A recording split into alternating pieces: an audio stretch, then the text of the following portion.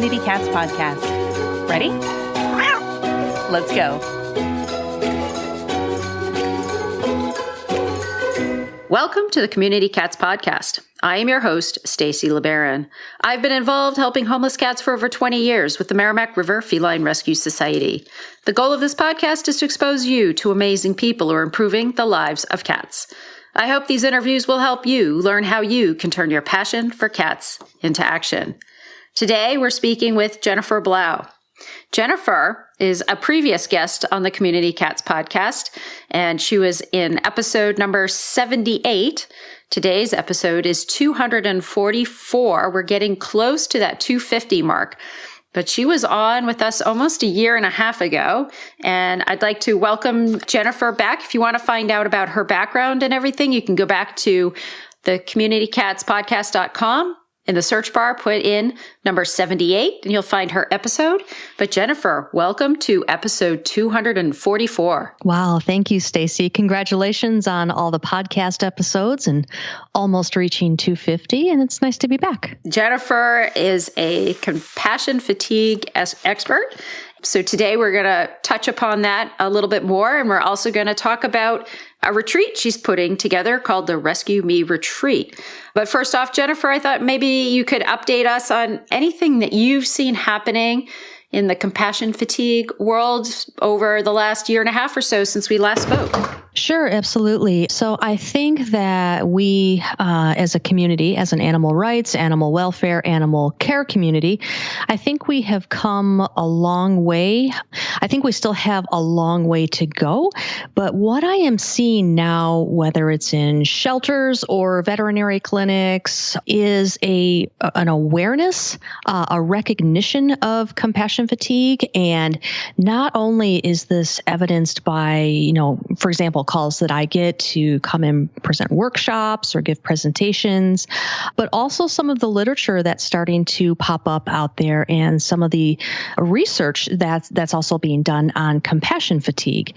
And of course, this spans all the helping professionals. So, for example, I've given talks for nurses, for animal control officers, for, all different sorts of helping professionals. And I think we're really starting to see an increase in the awareness, including the animal welfare community. Are there different sort of triggers or things that the different categories, so there's veterinarians, there's shelter workers, there's, you talking about nurses and that kind of thing, volunteers. Do we get impacted in a different way, or do we all have the same sort of touch points? So I think we're impacted in unique and different ways, A, because we're all individuals, and B, because we all have different roles within the community. And, if you think about it, we all pretty much have the same goal, right? That's to protect animals, be it cats or cows or, whatever the animal. We all have different paths and different ideas of how to get there.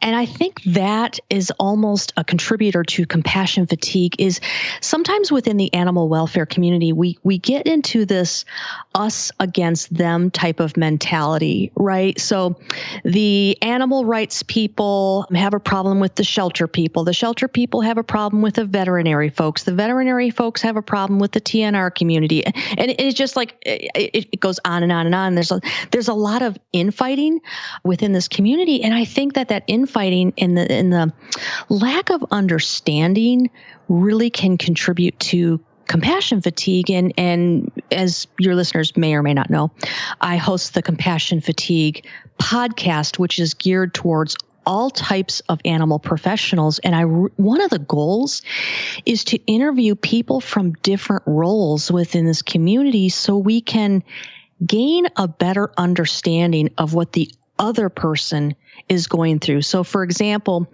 say you're an animal rights activist and you don't really understand the whole TNR community, right? So one of the goals is to help people understand the TNR community. If you're from the TNR community and you don't quite understand the shelter environment, I want to bring on guests to help you gain an understanding. of the shelter environment and how we're really all working toward the same goal. We just have different ways of getting there. Yeah, that's very interesting. I have to say, I've enjoyed listening to your podcast, and you had a series, I feel like it was last summer, but you can correct me if I'm wrong, with different guided meditations. And I have to say, I listened to them sort of while I was driving, which was probably not the best idea, but they were very soothing and they were great. And so I want to thank you for that, because, even now there's always times that I still feel like I need to be able to manage the stress of daily life and, things that go on and that kind of stuff. How do you handle your own sort of stress and fatigue issues? And how do you even identify that you need to sort of handle yourself, I guess I would say? Well, first of all, I will say that while I am fairly educated and trained in compassion fatigue, I am certainly not an expert as far as self-care.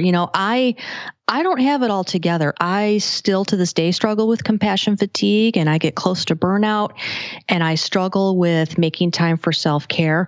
But I do have a better awareness of it. And I do know, I know I can recognize my triggers. I know when I'm getting close to compassion fatigue or even burnout, and I can turn around and do something about it. And it's all about little baby steps. So for example, one of the latest things that I've done, your listeners, again, may or may not know that I own a small counseling practice. I have 5 clinicians that work for me. And one of the things that I've started to do, it's really easy, yet it was difficult. I stopped checking my email right before bed. And I can't tell you what a tremendous impact that has made, because there's been times where I check my email right before bed, and the next thing you know, I'm either on the computer now responding to emails, or I'm lying in bed worrying about responding to these emails.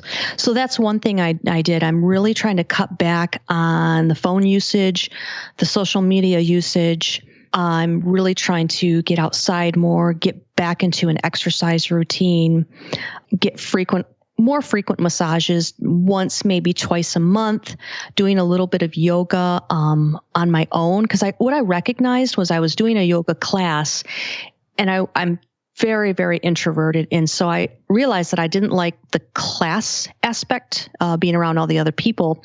So now I just do it on my own with YouTube videos. So it's really about finding kind of what works for you, not what you're supposed to be doing, but what personally works for you. And that can be flexible and that can change. For example, there are times when I want to do just something completely goofy and silly, like go roller skating. And so if that's what I'm feeling, if that's what my body's telling me, then that's what I go do. If my body's saying you really need to just meditate, relax, take a bath, do something really calming, okay, that's what I'm going to do. I'm a lot better now at listening to my body. Yeah, you just hit the nail on the head right there, which is listening to your body, because that's not something that I think we're very good at all. Whether it's what we put in our mouths, what we do from an exercise standpoint, how much sleep we get, all of these environmental factors that work to make our lives more manageable, and being able to understand that. And I don't have a good listening set of skills with regards to a lot of those things. And I don't think that it's hard to train ourselves to do that, I guess, is the point that I'm trying to come to. We're very challenged by that. And not many people put it at the top of the priority list either. I agree, but I kind of equate it to, like, let's say you were all of a sudden diagnosed with diabetes, right? Now hopefully it's going to be on your radar.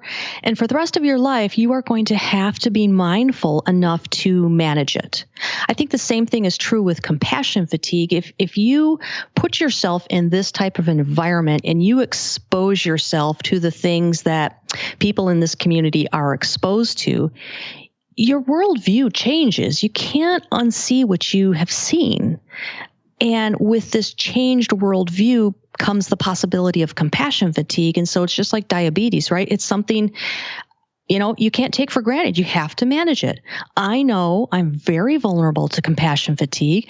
I'm going to have to manage it the rest of my life. Right. And then you have to analyze the source. So using the diabetic example, you'd be like, oh, I'll just pop myself some insulin and try and keep myself regulated as much as I can. And instead of saying, well, maybe it's my diet choices that have caused this. Mm-hmm. Maybe it's my stress level. Maybe I've got a hormone thing going on. So there's also the looking at the source rather than just doing the Band-Aid thing. Absolutely. And you need to look at it from all different angles. And the same is true with depression, anxiety, or compassion fatigue. It's not, you can't just pop a Prozac and it goes away. Exercise is involved. Diet is involved. Cognitive restructuring is involved. There's all sorts of steps that you can take to manage this. And self-care is just one of those steps. Celebrating the welfare of all cats. The International Cat Association is the world's largest genetic registry of pedigreed cats and the number one registry for non-pedigreed cats and kittens, known as household pets. Whether you adopt or shop, the International Cat Association is the one-stop shop for all cat lovers. The International Cat Association is more than 6,000 members in 104 different countries who all speak the language of cat lover by helping make an impact on the health and welfare of all cats. Members serve to educate and foster responsible spay-neuter awareness in local communities and are active volunteers at local animal shelters and outreach programs for schools and/or senior and disabled citizens. The International Cat Association members also take active roles in numerous citizen advisory groups to foster responsible legislation regarding the health and welfare of cats. To learn more about the International Cat Association, go to www.tica.org. Do you struggle with self-care and taking time for yourself? Recharge and reconnect with your passion at the Rescue Me Retreat, a 4-day, 3-night getaway for animal caregivers, volunteers, and activists that focuses on managing compassion fatigue and burnout. During the retreat, you'll be surrounded by a small group of people that share your passion for helping animals. You'll be given a safe space to talk about some of the struggles that are inherent in animal welfare work, plus the opportunity to slow down, relax, and have fun. The Rescue Me Retreat will be held from June 29th through July 2nd on beautiful Lake Michigan and includes healthy meals, nature hikes, massage, group activities, and discussions, one-on-one sessions with compassion fatigue therapist Jennifer Blough, access to the beach and water activities, yoga, and more. Learn more at thecompassionfatiguepodcast.com/rescue-me-retreat and get $100 off if you register before April 1st. You spend so much time taking care of others. You deserve this. With that, you've talked about creating a safe space, taking some time, being able to break away. So let's talk about a retreat. And you've created the Rescue Me Retreat. Can you tell me a little bit about it? Sure. Well, this idea came to me while I was at, it was actually a business retreat for private practice owners, and it was called the Slowdown School. And the whole concept was to take all these overachieving, workaholic private practice owners and get us to take 2 or 3 days to really slow down. Phones were not allowed, computers were not allowed. It was beyond painful the first day. But then the second day, we started to kind of get into our groove. And by the third day, the whole idea was slowing down in order to spark innovation. And if you think about it, all the great leaders in the world, whether it was Gandhi or Martin Luther King Jr., they all went away and slowed down before they kind of emerged with these great ideas. They didn't just work and out pop these great ideas. They had to go be by themselves, really slow down. And the whole idea behind the Rescue Me Retreat is sort of the same concept. It's slowing down, really learning about self-care, reconnecting with nature, being among a group of people that get you, that share that passion, so that you can really go back recharged and ready to kind of re-engage in your work, because so many people in the helping professions were just on all the time.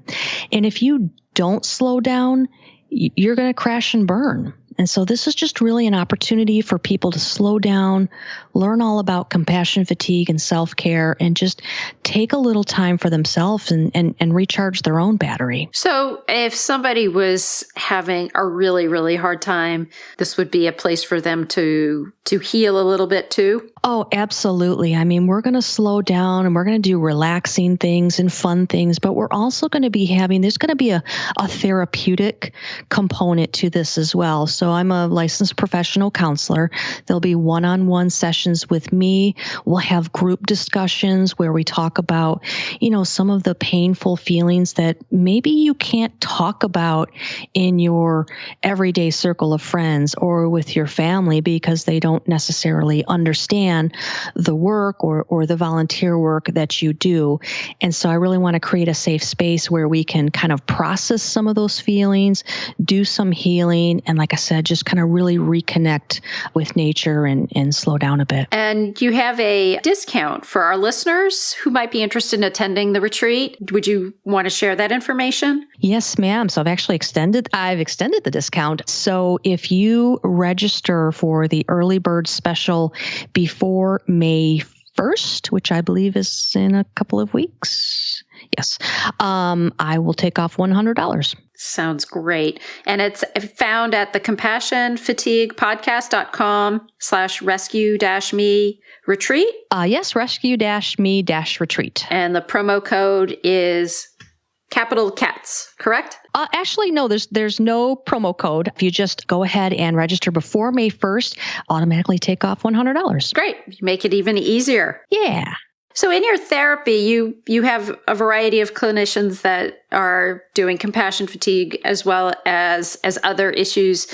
Do you find compassion fatigue overlays with other issues? Or, I feel like there's a lot of gray area in that therapy sort of section, and life, animals are not separate. Animals are your family. So, and then there's, family therapy and all that kind of stuff. And how does that all intertwine? So, of course, with compassion fatigue, a lot of people say, well, what's the difference? I don't know. Do I have compassion fatigue or do I have depression? Do I have compassion fatigue or do I have PTSD?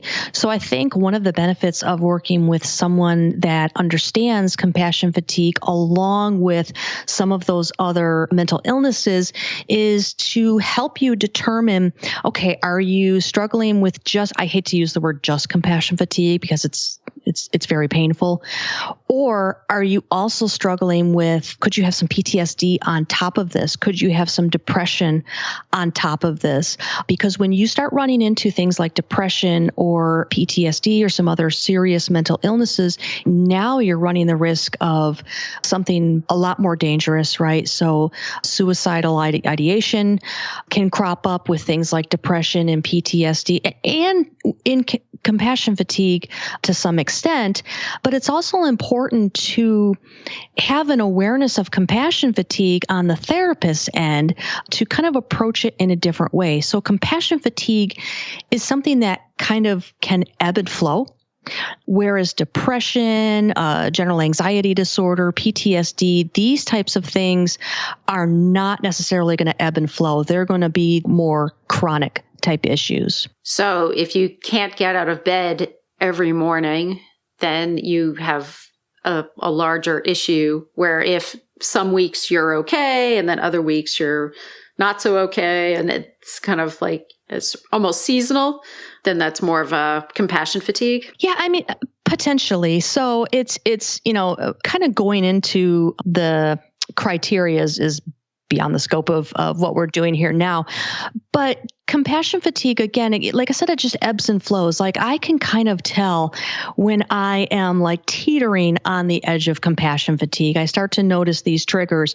Whereas, if you're really struggling with getting out of bed and that's combined with other symptoms. So for example, let's take depression. So you're having trouble getting out of bed. You've noticed that you're sad more days than not. You've maybe lost a lot of weight recently. Maybe you are not sleeping as well recently. Your self-esteem has kind of tanked and you're thinking about death.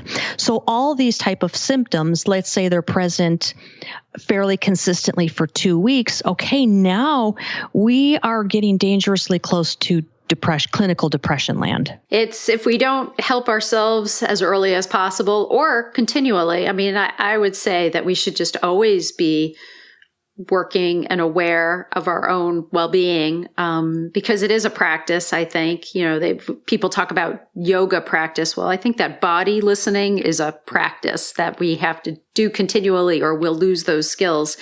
But it's something that we need to pay attention to all the time and not lose ourselves. And it's a challenge, but I think it's very interesting and I think it can be even better. I just did a simple thing about 6 weeks ago because I knew the last 2 months were going to be really intensely busy for myself. And I said, you know what? No TV. I'm not doing it. No TV. I'm not doing it. And it's been incredible. I don't know how I would have made it through the last 2 months with all the activity and stuff that I needed to get done. But the no TV has ensured I was in bed at a good time. I was getting my sleep every night. I was not doing any binge watching.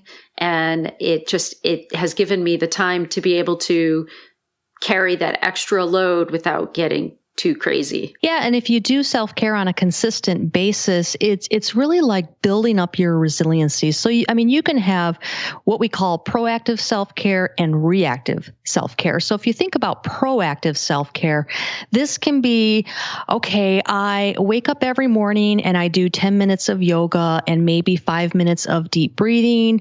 I try to eat healthy every day. I try to get a decent amount of sleep every night. I try to get a 30-minute walk every day kind of thing, and I get a massage once a month. That is my proactive routine. That is going to help to build resiliency for those times when we are under a lot of pressure, right? When we need to jump into action. And with this community, so often you need to be able to jump into action. Reactive self-care are those activities that you do because you realize you're struggling with compassion fatigue or burnout. So for example, I'm feeling really anxious. My muscles are really tense. Therefore, I'm going to go get a massage, right?